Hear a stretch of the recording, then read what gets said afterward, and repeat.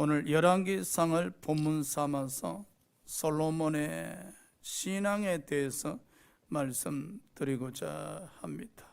과연 솔로몬은 어떤 신앙의 소유자였을까? 결론적으로 이야기하면은 솔로몬의 전반적 신앙생활은 하나님 품에 머물러 있었던 신앙이었으나 그의 노년에 이르렀을 때 여인들 품에 안겨져 있어서 하나님을 버린 불순종의 사람으로 전락하는 모습을 알 수가 있죠. 이 솔로몬의 신앙을 통해서 현재 우리에게 주어지는 신앙의 모습을 한번 들여다보았으면 좋겠다 생각합니다. 자, 첫째, 솔로몬의 신앙은 예배 드리는 신앙이었습니다. 3장 4절입니다. 이에 왕이 제사로 기본으로 가니 거기는 산당이 큼이라 솔로몬이 그 제단에 1000번제를 드렸더니 오늘날 각 교회마다 1000번제라는 타이틀로 예배 드리곤 합니다. 솔로몬이 왕으로 즉위하자 1000번제를 하나님 앞에 드렸다는 사실이죠. 저 1000번제를 쉬지 않고 지속적으로 드렸었으니 그 예배의 신앙의 대단함을 볼 수 있죠. 하나님께서 솔로몬이 드린 1000번제 예배를 허명하시고 꿈에 솔로몬에게 이르시되 솔로몬아 내 소원이 무엇이냐라고 하십니다. 하나님께서 솔로몬의 예배를 연락하셨다는 것입니다. 그리 했었기에 꿈에 내 소원이 무엇이냐라고 말씀하신 것이죠. 여러분 또 예배 드리는 가운데 여러분 예배가 연락되어지시기를 소원합니다. 솔로몬은 어떤 자세로 예배를 드렸기에 그의 예배가 연락될 수 있었으며 하나님으로부터 소원의 축복을 받을 수 있었을까? 솔로몬은 그 꿈에 하나님과 대화하는 장면이 나오는데 아마 그 대화하는 내용을 통해서 솔로몬이 1000번째 예배 드렸을 때의 자세를 볼 수 있을 것입니다. 솔로몬은 이렇게 고백드리지요. 하나님, 아버지 다윗에게 큰 은혜 베푸셨음을 감사드리옵나이다. 솔로몬은 과거의 은혜에 대해서 감사했었습니다. 아버지 다윗에게 베푼 은혜에 감사했었다는 것은 바로 과거 은혜에 대해서 감사했었다는 것이죠. 그리고 또 자신을 왕으로 삼아주신 은혜에 대해서 감사를 드리면서 예배를 드렸을 겁니다. 그럼요, 우리도 예배 드릴 때 과거에 입은 은혜 그리고 현재 입고 있는 은혜에 대해서 감사하면서 예배를 드리셔야 하실 겁니다. 그리고 솔로몬은 또 자신을 작은 아이라고 자신을 낮추면서 겸손한 마음으로 예배를 드렸었을 겁니다. 하나님 앞에 우리가 예배 드릴 때 겸손 참 중요하죠. 겸손은 빌립보서 4장 5절에서 9절 말씀에 가장 잘 기록되어 있는데 예수 그리스도께서 이 땅에 오셔서 십자가 지시고 죽기까지 복종하셨다. 자신을 비우셨다는 것이지요. 겸손은요, 자신을 비우는 겁니다. 자신을 비우는 것. 그래서 우리가 겸손에 이르게 되어지면은 갈라디아서 2장 20절의 모습이 되죠. 나는 예수 앞에서 죽어지고 예수님만 드러나는 것이죠. 그게 겸손에 이르는 모습입니다. 처음에는 신앙생활할 때 나란 존재가 자꾸 드러나죠. 어떻게 나란 존재를 드러내십니까? 바로 우리의 생각을 주장하게 되는 모습이 나란 존재를 드러내는 것이죠. 그래 하다가 어느 순간에 가면은 나란 존재가 없어지면서 그렇죠? 바짝 엎드려 저는 작은 아이입니다. 제가 할 수 있는 게 아무것도 없습니다. 아버지께서 은혜 베풀어 주시지 아니하신다면은 제가 아주 작은 것조차도 감당할 수 없는 존재에 불과합니다. 나란 존재가 자꾸만 작아지죠. 그리고 어느 순간에 가서 주님 앞에 나란 존재가 사라지고 주님만이 나타나 보여지지. 바로 겸손에 이르는 모습이죠. 솔로몬은 예배 드릴 때에 과거와 현재 은혜에 대해서 감사했었고, 그리고 아주 겸손한 마음으로 예배를 드리는 가운데 또 마음에 소원하는 바를 아버지 앞에 기도 드리면서 예배 드렸죠. 그 소원이 무엇인가? 자기 유익함을 위한 소원이 아니라 이제 왕으로 즉위했었기에 백성들을 재판하여 선악을 잘 분별해서 억울한 자가 없게 했어야 하는데, 백성들을 위한 마음. 그럼요, 우리가 예배 드릴 때에 어떻게 하면 내가 직분을 잘 감당할 수 있을까? 직분을 잘 감당해서 하나님께 영광을 돌려드릴 수 있을까? 이런 신앙의 마음으로 예배를 드린다면 솔로몬이 1000번제를 드려서 축복받았듯이 우리 또한 이 마음에 있는 소원의 기도가 이루어질 줄 믿습니다. 그래서 예배만 잘 드려도 복을 받는다라고 이야기하죠. 마음에 있는 소원, 그렇죠? 마음에 있는 소원. 솔로몬에게 있어서 마음에 있는 소원은 어떻게 하면 백성을 잘 다스려서 그리고 재판을 잘해서 선악을 분별할 수 있을까? 네? 마음에 있는 소원이죠. 여러분 또 예배 드릴 때 이 마음에 있는 소원을 하나님께 드리면서 예배 드리시기 바랍니다. 그러는 가운데 그 예배를 연락하는 순간에 여러분 마음의 소원이 이루어진다는 사실이죠. 그래서 히브리서 11장 4절에 보니까 아벨은 가인보다 더 나은 믿음으로 하나님께 예배를 드렸더라. 그럼요, 저와 여러분은 믿음으로 예배를 드려야 하실 겁니다. 자, 두 번째, 솔로몬의 신앙은 성전 건축하는 신앙이었죠. 6장 38절입니다. 11째 불을 곧 8째 달에 그 설계와 식양대로 성전 건축이 다 끝났으니 솔로몬 7년 동안 성전을 건축하였더라. 7년 동안 성전을 건축했더라는 겁니다. 정말로 정성을 다해서 레바논의 백향목을 베어와서 7년 동안 성전 건축하는 솔로몬의 모습을 보십시오. 얼마나 정성을 들였겠습니까? 예?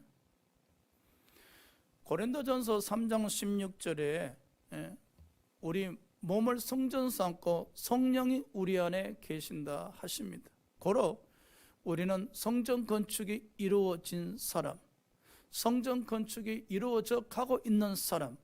언제 성전 건축이 완성되어지는가?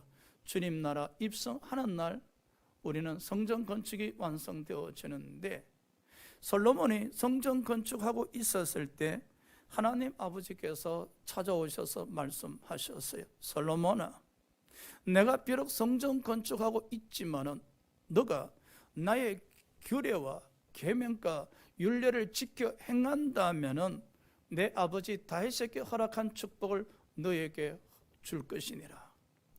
비록 성전 건축하고 있지만은 축복받길 원한다면은 내 규례와 율례와 계명을 지켜 행하라. 우리는 이미 몸된 성전으로서 성령이 우리 안에 계시기 때문에 성전 건축되어 가고 있는 하나님의 자녀들입니다. 그러기에 우리 또한 하나님의 말씀을 지켜 행하셔야 됩니다. 하나님의 말씀을 지켜 행한다는 것은 너무나 강범위하는 이야기죠. 그러기에 바로 믿음으로 살아야 됩니다. 믿음으로 산다는 것 또한 강범위합니다. 하나님 말씀대로 곧 믿음대로 산다고 이야기할 때 이 성령이 우리 안에 내주어 계시지 않습니까? 그 성령님의 기름 부심을 통해서, 간섭을 통해서, 깨달음을 통해서, 성령님의 설득하심을 통해서 우리는 예수 그리스도를 생각하셔야 됩니다. 바로 믿음으로 산다는 것은 믿음의 생각으로 넘쳐나셔야 됩니다. 누굴 생각하는가? 바로 예수 그리스도를 생각하셔야 됩니다. 대제사장 되신 예수 그리스도를 끊임없이 생각하시고 그리고 바라보셔야 됩니다. 바로 믿음의 생각으로 우리 마음이 충만해질 때에 우리는 믿음의 말을 할 수 있고 믿음의 행동을 할 수 있기에 결과적으로 믿음의 생각이 믿음의 행동을 통해서 열매를 맺어질 때 그 열매를 통해서 하나님께 영광을 돌려드릴 수 있다는 사실입니다. 이와 같은 모습이 바로 말씀대로 사는 모습이며 나가서 믿음으로 신앙생활을 하는 모습이라 할 수가 있습니다. 솔로몬은 하나님의 말씀을 지켰을 뿐만 아니라 성전 건축이 끝나고 성전에 이르러 기도를 드리게 됩니다. 구약에서 기도 본문이 가장 긴 본문이 바로 솔로몬이 성전 건축 끝나고 하나님께 드린 기도 내용입니다. 신약에서 기도 본문이 가장 긴 내용은 요한복음 17장에 예수께서 겟세마네 동산에 올라가시면서 드린 기도입니다. 솔로몬은 성전 건축이 끝나고 기도를 드렸다는 사실입니다. 그 일상생활 속에 정말로 기도를 세밀하게 기도를 드렸었습니다. 포로로 잡혀갔을 때 기도 드리거든, 전쟁이 일어났을 때 기도를 드리거든, 기근을 만났을 때 기도를 드리거든, 질병을 만났을 때 기도를 드리거든, 그 가뭄이 임했을 때 기도를 드리거든. 그 정말로 세밀하게 기도를 드리면서 이렇게 기도를 드렸을 때, 성전에서 이와 같이 기도 드렸을 때 하나님 응답해 주시라고 기도를 드렸었어요. 이미 우리는 성전 건축이 되어져 가고 있지 않습니까? 그러 우리는 날마다 순간마다 기도를 드리셔야 됩니다. 육신을 성전 삼으시고 성령이 우리 안에 계심으로 우리는 성전 건축이 되어져 가고 있는 하나님의 자녀들이기에 하나님의 말씀을 지켜가는 가운데 날마다 순간마다 기도를 드리셔야 하신다는 겁니다. 우리 일상생활 속에 드려야 될 기도 내용이 얼마나 많습니까? 솔로몬의 기도 내용을 보면요, 일상생활 속에서 아주 세밀하게 하나하나 하나님께 기도를 드리면서 기도 드릴 때마다 응답하여 달라고 하셨거든요. 그럼요. 우리는 성령의 이끌림 받아서 기도 드릴 수 있어야 돼요. 몸된 성전, 우리 안에 성령이 계시지 않습니까? 로마서 8장 26절 27절에 성령은 우리 연약함을 도우시고 우리가 어떤 기도를 드려야 될지 필바를 알지 못할 때 우리를 위해서 기도하신다 말씀하셨지 않습니까? 그러 성전 머리 대신 예수 그리스도를 의지해서 날마다 기도를 드리실 때 성령께서 우리의 기도를 도우심으로 말미암아 그 기도가 아버지 앞에 상달되어지리라 믿습니다. 이와 같이 솔로몬은 성전 건축을 끝내고 말씀대로 살면서 부르짖어 기도 드렸을 때 열왕기상 9장 3절에 하나님이 응답하셨습니다. 솔로몬아, 너가 건축한 이 성전을 내가 거룩하게 하리라. 고린도전서 3장 17절에 우리 육신을 몸된 성전을 삼으시고 성령이 우리 안에 거하시니 너희는 거룩하라 하셨습니다. 레위기 19장 2절에 여호와 하나님께서 거룩하니 너희는 거룩하라 하셨습니다. 그럼요, 주님이 솔로몬에게 축복하십니다. 솔로몬아, 이 성전을 내가 거룩하게 하리라. 우리 힘으로 능으로 어떻게 거룩할 수 있겠습니까? 믿음이 우리 안에 있음으로 말미암아, 믿음의 생각이 우리 안에 넘쳐남으로 말미암아, 그 믿음의 생각이 오직 예수 그리스도만 생각할 때 그 믿음의 생각이 거룩한 생각입니다. 여러분, 그 거룩한 믿음의 생각이 우리 마음을 청결하게 하는 겁니다. 그 청결해진 마음으로 말미암아 우리가 하나님을 뵐 수 있게 되어지는 것이죠. 그럼요, 예레미야 선지자는 우리 마음이 부패한 마음이라 했었습니다. 그러나 이제 성령을 모시고 성전 건축이 이루어진 저와 여러분은 이 몸된 성전이 거룩하셔야 돼. 근데 우리 마음이 부패했는데, 서가 문드러져 있는데, 냄새 나는데 어떻게 거룩할 수 있겠습니까? 사람들은 우리 예물을 봅니다. 잘생겼니 못생겼니?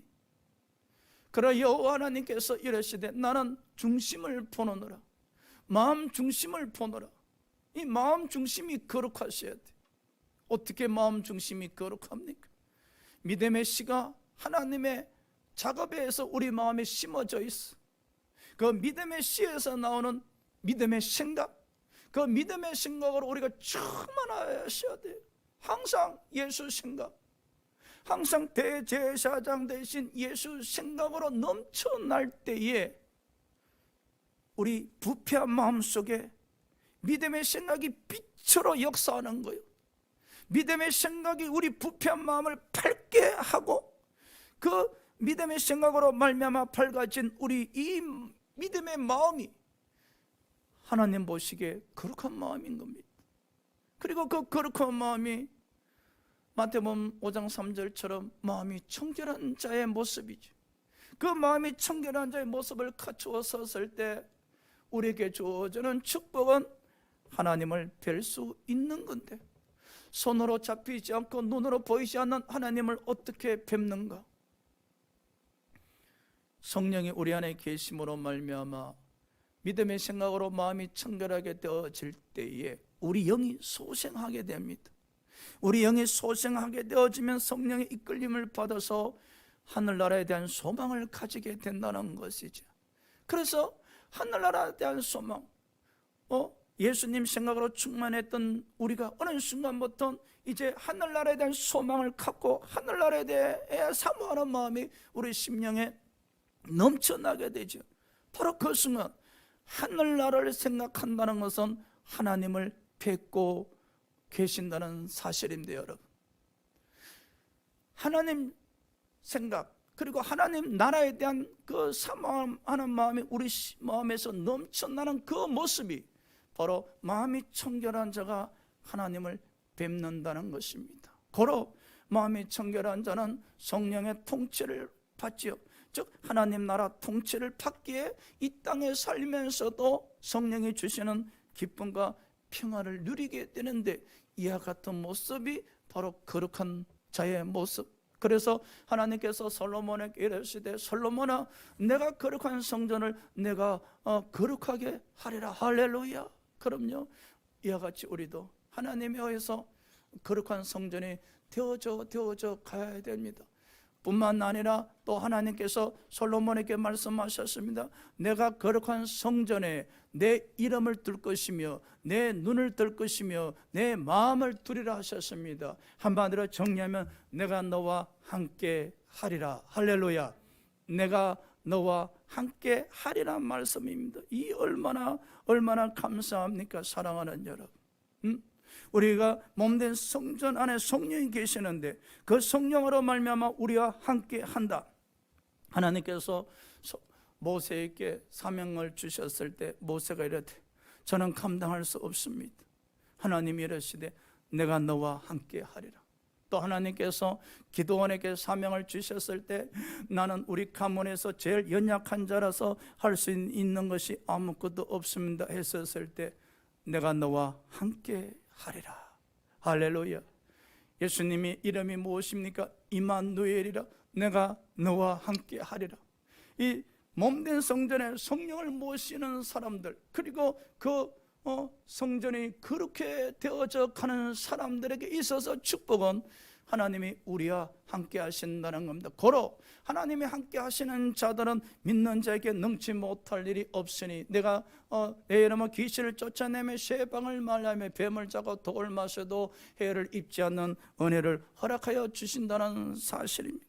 자, 솔로몬에게 있어서 세 번째 신앙과 더불어 주어진 축복이 지혜입니다. 4장 29절 30절입니다. 하나님이 솔로몬에게 지혜와 총명을 심히 많이 주시고 또 넓은 마음을 주시되 바닷가에 모래같이 하시니 솔로몬의 지혜가 동쪽 모든 사람의 지혜와 애굽의 모든 지혜보다 뛰어난지라. 아멘. 하나님께서 솔로몬의 마음의 소원이 지혜를 얻는 것을 아셨고 솔로몬에게 지혜의 축복을 주셨습니다. 그 지혜가 애굽의 모든 지혜보다 뛰어나더라. 여호수아 1장 5절에 하나님께서 여호수아를 축복하여 이르시되 여호수아여 당대에 너를 능히 대적할 자가 없으리라 하셨던 것처럼 솔로몬 당대에 솔로몬의 지혜를 능히 뛰어넘을 자가 없었다는 사실입니다. 솔로몬을 하여금 지혜로 하여금 머리가 되게 하셨다는 사실입니다. 그럼요, 우리가 신앙생활 열심히 하실 때 하나님께서 우리에게 지혜를 주심으로 말미암아 우리를 머리로 삼아 주신다는 사실이죠. 여러분, 지혜는 두 가지 각도가 있습니다. 부모로부터 태어날 때 물려받는 지혜가 있는가 하면 반면에 성령이 주시는 지혜가 있습니다. 물론 두 가지 다 소유하고 있으면 금상첨화이겠지만 부모로부터 물려받은 지혜가 부족하다면 야고보서 기자 말씀처럼 너희가 지혜가 부족하냐 구하라, 하나님께 구하라. 그러면 넘쳐나게 주시리라. 어떻게 넘쳐나게 주십니까? 성령으로 말미암아 지혜를 주신다는 사실. 오늘 본문에 여호와 하나님께서 솔로몬에게 지혜를 주셨기에 그 지혜가 애굽의 모든 지혜보다 뛰어났는지라 그리 했었기에 많은 사람들이 솔로몬의 지혜를 듣기 위해서 구름대같이 몰려왔었는데 대표적으로 서바 여왕이 보십시오. 그 먼 거리에서 솔로몬의 지혜를 듣고 시험하게서 찾아왔었을 때 솔로몬이 대답하지 못한 일이 없었더라. 서바 여왕이 이르되 소문보다 더 진실하다. 소문 난 곳에 먹을 것이 없다 했지만은 솔로몬의 지혜는 소문보다 더 진실하다. 소문은 아무것도 아니다. 내가 실제 와서 솔로몬의 지혜를 경청해 보니 야, 이거는 대단하다면서 서바 여왕이 준비한 금은 보화를 솔로몬 왕에게 드렸지 않습니까? 그래서 솔로몬은 지혜로 말미암아 금은 보화가 넘쳐나기 시작했었습니다. 하나님이 주신 지혜로 말미암아 적들을 물리칠 수가 있고 국가의 번영을 이뤄낼 수가 있었습니다. 그 결과 솔로몬의 왕이 마시는 모든 그릇은 금이고 솔로몬 시대에 은은 땅에 지천에 깔린 돌처럼 흔하더라는 겁니다. 얼마나 하나님이 솔로몬의 지혜를 통해서 축복하셨는지 국가의 번영이 시대의 최고였다는 사실이죠. 그럼요, 우리가 하나님 앞에 올바른 신앙생활을 통해서 또 올바른 예배를 드리고 성전 건축을 해 나가는 가정에 하나님이 주신 축복의 지혜로 말미암아 머리가 될 수 있을 뿐만 아니라 사업 입장에 번영할 수 있고 가정의 축복이 넘쳐날 수 있다는 사실입니다. 그래서 오늘 또 야고보서 저자가 이야기하고 있지 않습니까? 너희 중에 지혜가 부족한 자 있느냐? 지혜가 부족하거든 하나님께 구하라, 하나님께 구하라. 그리하면 지혜를 주신다고 말씀하고 있지 않습니까? 솔로몬이 이 지혜를 통해서 많은 나라들을 점령해 나가고 있었을 때 그 점령당한 나라들이 솔로몬에게 종을 바쳤다는 사실. 그럼요, 하나님은 솔로몬에게 지혜를 통해서 지략을 주셨고 전술을 주셨고 힘을 주셨기에 그가 승승장구할 수 있었다는 사실입니다. 솔로몬이 여기까지였으면 얼마나 좋았겠습니까? 그런데 네 번째, 솔로몬이 불순종하고 맙니다. 11장 4절입니다. 솔로몬의 나이가 많을 때에 우리는 아름답게 늙으셔야 돼요. 아름답게 나이 먹어 가셔야 돼요. 그의 여인들이 그의 마음을 돌려 다른 신들을 따르게 하였으므로 왕의 마음이 그의 아버지 다윗의 마음과 같이 아니하여 그의 하나님 여호와 앞에 온전하지 못하였으니. 솔로몬은 많은 왕비를 두었지요. 점령하는 나라들 그 왕궁의 딸들을 다 왕비로 데리고 왔었으니 그러니까 솔로몬은 그야말로 왕비가 넘쳐났어요. 그래서 솔로몬은 많은 여인들을 사랑하게 되었어. 솔로몬이요, 여인들을 사랑하기 전까지는 하나님을 사랑했고 하나님 품에 머물러 있었어요. 그런데 솔로몬이 나이가 늙어가면서 이제 하나님 품을 떠나 여인들 품에 머물기 시작했다는 사실입니다. 어제까지만 해도 예수님 품에 머물러 있던 사랑하는 성도들이 어떤 계기로 세상 품에 안겨져 있다는 사실, 어제까지만 해도 예수 생각으로 밤을 지새웠던 사람들이 오늘부터 어떤 계기로 세상 생각에 밤을 지새우고 있다는 사실입니다. 안타깝지 않습니까? 우리는 아름답게 늙고 있어요. 이사야 선지자 46장 3절 4절에 너희는 배에서 출생함부터 하나님 품에 안겼지 않는가? 백발이 되어서라도 하나님 품에 안겨져 있어라 이야기했었습니다. 우리의 신앙은 말입니다, 태어날 순간부터 하나님 품에 안기셨다면 이 강렬을 걸어갈 때 성령의 인도하심 받는 가운데 백발이 되어서라도 하나님 품에 안겨져 있어야 하십니다. 이스라엘 백성들이 강야에서 구름기둥 불기둥으로 인도함 받았었던 것처럼 저와 여러분도 성령의 인도하심을 받아야 백발이 되어서라도 하나님 품에 안겨져 있을 수 있다는 사실. 솔로몬 보십시오. 여인의 품에 안기는 순간에 모든 믿음을 버려버렸었습니다. 여인의 품에 안기는 순간에 하나님을 버려버렸었습니다. 어떻게 이런 일이 일어날 수 있을까? 우리 주위에 이런 성도 많이 보지 않습니까? 얼마 전까지만 해도 오직 예수님 뿐이었는데 어느 순간에 세상 품에 안겨서 그 세상 품에서 허우적거리면서, 사람들 품에 안겨서 허우적거리면서, 자기가 좋아하는 어떤 취미생활의 품에 안겨서 허우적거리면서 나오지를 않습니다. 그래서 우리는 탄식하지 않습니까? 저 권사님 어제까지만 해도, 얼마 전까지만 해도 오직 예수밖에 몰랐었는데 라고 하면서 우리는 탄식하지 않습니까? 우리는 솔로몬을 통해서 우리는 각성하고 깨달으셔야 됩니다. 신앙의 지속성이 중요하구나. 어제까지 불타는 신앙이 오늘 다 꺼져버린다면 우리 또한 세상 품에 안겨져 허우적거릴 수밖에 없지 않는가. 하나님께서 솔로몬에게 두 번 나타나셔서 말씀하셨습니다. 솔로몬아, 솔로몬아, 여인의 품에서 벗어나서 하나님 품으로 돌아오라고. 하나님은 솔로몬을 사랑했었기에, 솔로몬의 아버지 다윗을 사랑했었기에 하나님은 솔로몬에게 두 번이나 나타나셔서 경고하시면서 솔로몬의 마음을 돌이키고자 하셨으나 그 여인의 품이 얼마나 달콤했는지, 이미 여인의 품에 안겨서 하나님을 버린 솔로몬이었기에 하나님 품으로 돌아올 수 있는 힘이 없었어요. 솔로몬은 여호와의 경고를 두 번이나 무시합니다. 결국은 여호와를 버렸고 하나님 품으로 돌아오지 않았었습니다. 여러분, 우리들의 모습일 수도 있습니다. 비록 우리가 교회는 출석하지만은, 과거에 우리가 교회 출석할 때는 정말로 믿음으로 뜨거웠는데 지금은 교회는 출석하지만은 우리 마음에 믿음의 불이 없어. 우리 마음, 그래서 이렇게 이야기하잖아요. 몸은 여기 있는데 생각은 콩밭에 가 있다고 말입니다. 뭔가 마음과 생각이 다 주님께로 향하셔야만이 주님 품에 안겨져 있다는 사실입니다. 우리는 아름답게 늙으셔야 됩니다. 우리는 성령의 인도하신 가운데 날마다 믿음으로 한 걸음 한 걸음 나가면서 하나님 품에 머물러 있는 가운데 아름답게 늙어 가셔야 됩니다. 여호수아 14장 10절 11절에 칼렙이 얼마나 아름답게 늙어가고 있었습니까? 칼렙이 이랬대.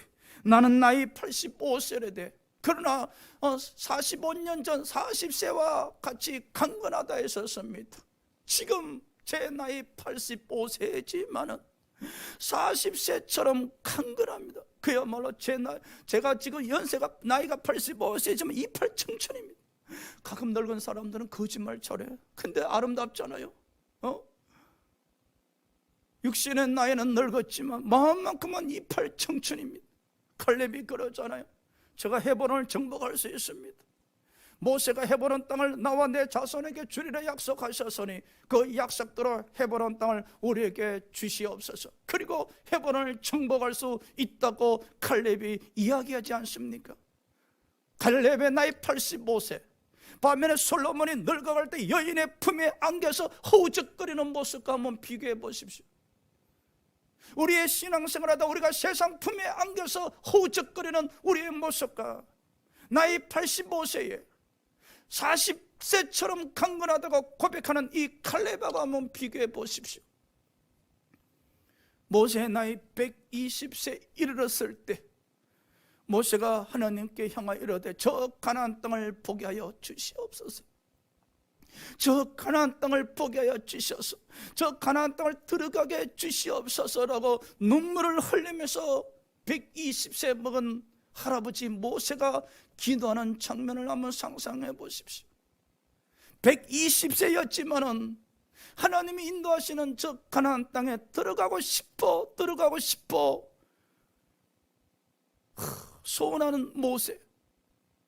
우리가 주님 품에 안겨서 신앙생활 하시다가 백발이 넘쳐날 때까지 아버지 나라 들어가고 싶은 마음이 사모하는 마음으로 불태워져야 하실 겁니다. 우리는 믿음으로 강건하셔야 됩니다. 나이가 들면 들수록, 늙어가면 늙어갈수록 우리의 믿음이 하나님 품에 안겨져 있어야 돼요. 그야말로 껌딱지처럼 하나님 품에 안겨서 성령의 인도하신 가운데 하늘나라 입성하는 축복이 있어야 될 줄 믿습니다. 솔로몬 보십시오. 젊었을 때 그의 신앙 대단했었습니다. 1천번제를 드렸었습니다. 성전 건축을 했었습니다. 그래서 하나님이 지혜의 축복을 주셔서 국가의 번영이 이루어졌었습니다. 그러나 그가 늙었을 때 어떻게 되었습니까? 하나님을 버렸었습니다. 여인들의 품에 안겨서 하나님의 경고를 무시했었습니다. 어찌 이런 일이 일어날 것 같습니까? 일어납니다. 그러게 우리는 날마다 성령으로 충만하셔야 되고 성령의 지배지시 감동받으셔야만이 어떤 유혹이든 물리치고 마지막까지 믿음으로 굳건하게 승리하실 수 있을 줄 믿습니다. 할렐루야. 기도합시다.